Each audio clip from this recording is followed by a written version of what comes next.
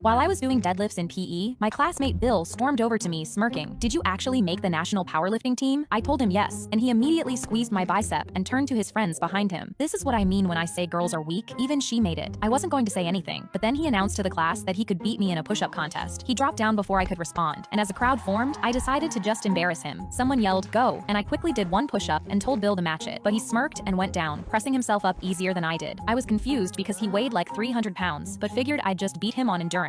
I started propelling myself off the floor like I'd done thousands of times, but every time I looked up, Bill was somehow keeping pace. We hit 40, then 50. Everyone shouted, and Bill was barely sweating. At 75, my arms began shaking while Bill kept going like he was a robot. His friends cheered and I mouthed, "What the hell?" My triceps collapsed at 114, and Bill slowly did his 115th, seemingly mocking me. He stood up and laughed, "I told you so." He put his arms in the air, celebrating to the crowd, while I stood there catching my breath in disbelief someone so heavy could do that. But then I noticed an elastic strap sticking out near his arm under his t-shirt. My eyes went wide and I instantly yanked his shirt up and gasped. Bill had strapped an elite-level powerlifting band under his arms and across his chest. Every time he dropped down, the band stretched and sprung him back up by itself. He could do a million push-ups with it. His face went pale as I ripped the band off. "Go again." He tried to refuse, but our classmates forced him down. Bill did one, shook through the second, and on the third push-up, he dropped face down, hitting his nose on the hardwood as he didn't even try to get up. I continued doing clean reps with my best friend on my back, while he heaved after just 3 push-ups. My daughter jumped into a foam pit and completely disappeared. She leapt in for the third time and got submerged by the balls, but this time, after 10 seconds, she still hadn't surfaced. I called out Casey, but after another 10 seconds, I jumped in. I chucked foam blocks out of my way as fast as I could while other parents looked on, but after tearing through the entire foam pit, I still couldn't find Casey. I gripped my head, shaking in fear. How could my daughter just disappear inside a foam pit? I called over workers and parents, and we dug through every foam block screaming Casey's name. A worker put his hand on my shoulder. "Are you sure your daughter jumped in?" I screamed yes, and he pulled up the footage. We watched Casey cannonball in and never come back up. It's like she traveled through a portal. I was shaking and crying, and when police arrived, they locked down the entire trampoline park. "We promise we'll find your daughter." My legs trembled as I thought back to Casey jumping in. The officers came out an hour later with their hats in their hands. "We're sorry, ma'am. Casey isn't inside." My world shattered. I got in my car and drove around through the night, but 2 days later, I was at home holding Casey's stuffed bear looking at her missing persons report. Then my doorbell rang, and when I opened, the same worker from the trampoline park was looking at me with red eyes. I figured out what happened. He explained that he'd found a tiny slit cut into the net at the bottom of the foam pit. Underneath the pit was a crawl space with a service hatch that led out to the parking lot. He looked at me with shaking hands. "Someone was waiting down there, ma'am." When Casey jumped in, he reached up through the slit, pulled her down with him, and closed the patch with a Velcro strap. From above, the pit looked normal. I realized Casey didn't disappear. Someone kidnapped her and used the underneath area of a foam pit to do it. Whenever I was one square away from completing my Rubik's Cube, my teacher would swoop in, pick it up, and click it into place herself.